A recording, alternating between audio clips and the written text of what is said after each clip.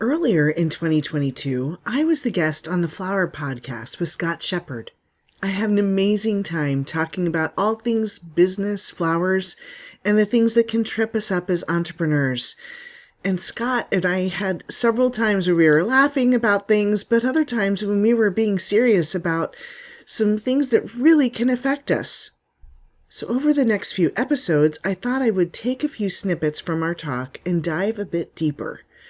Of course, if you want to listen to the whole episode, I encourage you to head on over to the Flower Podcast and listen in. I've listed the link in the notes. Join me as we go into today's topic of how our brains can keep us from moving past our roadblocks. But I also started to realize when I started consulting with some of these people, it wasn't always the problems. Sometimes I believe that our personal problems leak into our business, and that's really often what's the problem, right? It's what we bring, the things that hold us back, the things that keep us from making decisions because we're scared or we're, thinking that it's the wrong move, right? So I kind of added the coaching aspect and I went for a neuro coaching certification so that I could learn how to help my clients also with the way they think about something, how that can change and really completely change how they do business as well. So it's a combination when I work with a client, it's talking to them about their mindset and where they're at, and then also consulting with them on whatever area is not working and helping that reach their vision. Sure. So, it's interesting because I've listened to some podcasts on this topic. So, but I don't want to presume by any stretch of the imagination that other people know what neuro coaching or that type of coaching is. And I think it's fascinating. And I'd love for you to kind of share a little more about that because Sure. I think a lot of people don't realize, a lot of times people, talk about speaking affirmations or things like that, but sometimes there's deeper roots, I think, that kind of have to get fixed before some of that other kind of stuff really Yes. you see the benefits for it. So if you don't Yes. mind, I'd love for you to explain that. Sure. Um, Neuroscience it's all about brain-based kind of coaching, right? So that realizing it's not just sometimes what you're saying, you're like you said, it's deeper rooted. There's something else going on, and it can't be just by changing what you're saying. Sometimes it actually is about taking that, figuring out those, we call them ants, automatic negative thoughts that keep coming up and playing. How do you actually rewrite that? So, ones that dive fully into it, you can rewrite a neural pathway in your brain, which is totally amazing. Um, Here's a huge example. Okay, so they say it takes 21 days, right, to break a habit or start a Right. new habit, right? Right. At it's the In neuroscience, it actually shows at 21 days, both habits are still there. And in order for that old habit to go away, it actually takes 67 days on that new habit, and then the old habit breaks. You can see it break, a synapse break in the brain where it breaks that old habit and the new one is formed. So it's kind of like at 21 days, you know, they're still fighting with each other. Like, who's going to win out? So, Maybe they just say um, 21 days because that doesn't seem as bad as 67 days. But and they're trying to just get you to drink the Kool-Aid. But yeah, I think that it just goes to show, and you might have some thoughts here. It just goes to show how deeply entrenched some things are. yes, yes. Especially when you start to think about, okay, so why does this keep happening to me? So obviously, I am of the belief that life happens for us, not to us, right? Because generally there's so many lessons that we can learn about whatever's happening and get it to be something that's something better than what we thought before. However, if we are stuck, we can generally look back and say, okay, has this been something that's been repeated in the past? And oftentimes, entrepreneurs, we're remembering something and we're like, okay, I did it this way, and you keep doing it again and again, right? Insanity. Right. But then you're like, how do I break that? Well, that's when you need someone else to come along and say, okay, maybe this time we get to try it this way. And if this is what's stopping you, then have you ever experienced that before? And how did you do it? If it's, yes, I've been able to have success before, then it's possible to have success again. It's not impossible. So I think I love seeing breakthroughs happen with clients, because it can be the smallest thing that's keeping them safe. And then all of a sudden, once that's gone and they realize they don't have to hold on to that anymore, everything can change in their business and their personal life. Coaching is about the future. Therapy is about focusing on the past. So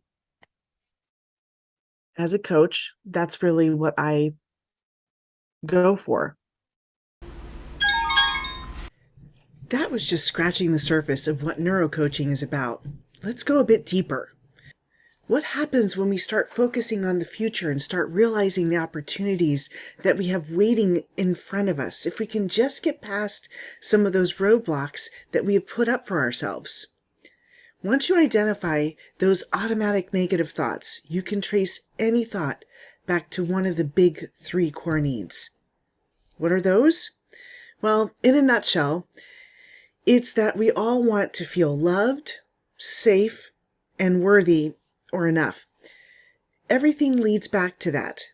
And I would venture to say that although each one of us has needs within all 3 of them, there's generally one that will come up for you time and time again. That one core need that is more important than all the others.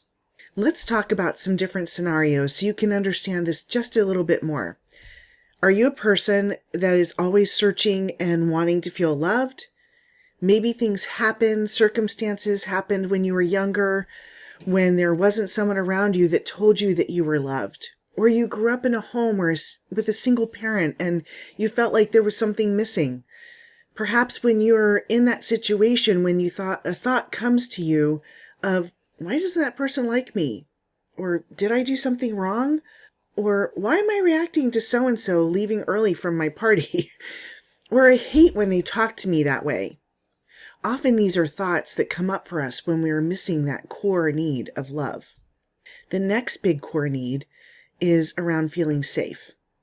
Often these types of situations happen where we maybe experienced abuse in a relationship with family or a partner, or perhaps it was an accident or a situation, or maybe you were in a job where you were fired.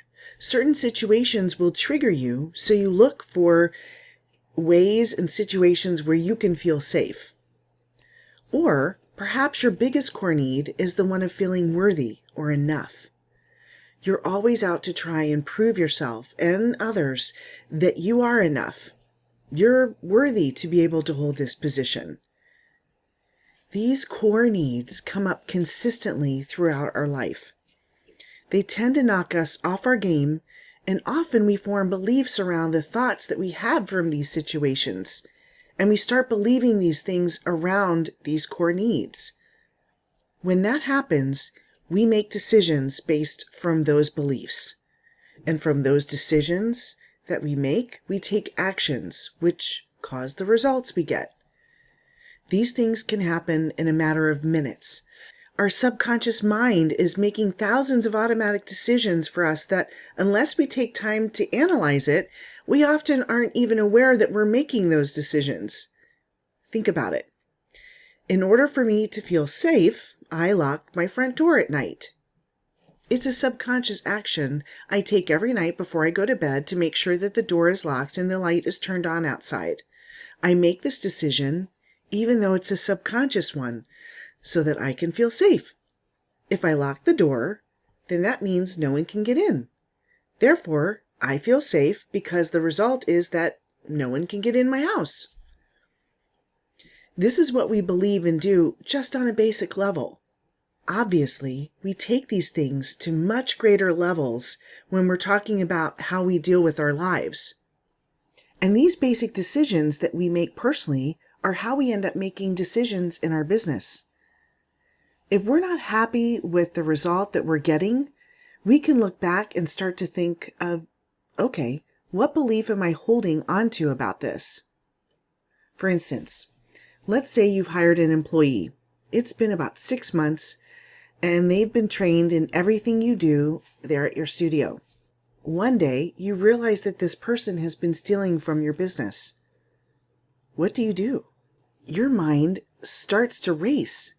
I can't believe this happened to me. What did I do? Did I not see this coming? How could I have been so blind not to see this, or even noticed it? Or perhaps you're thinking, why would they do this to me? I've been training them and given them everything. I feel so betrayed. Or, how am I going to hire somebody else? I don't even know if I can trust myself because obviously I didn't see this coming. It's not about you.